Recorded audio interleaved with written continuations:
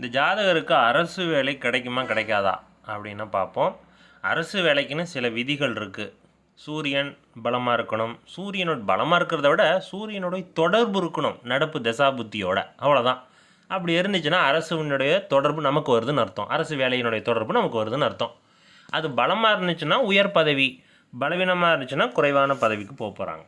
சரி, அரசு வேலைக்கான அமைப்பு இருக்கா, தொடர்பு இருக்கான்னா இப்போ நடந்துட்டு இருக்கிறது குரு தசையில் சனி புத்தி போகுது.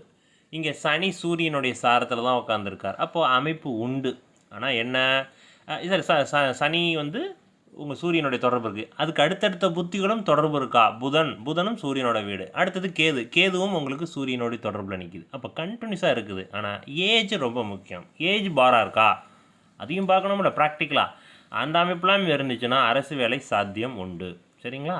இப்போ இதெல்லாம் செக் பண்ணிட்டு தான் அரசு வேலை அமைப்பு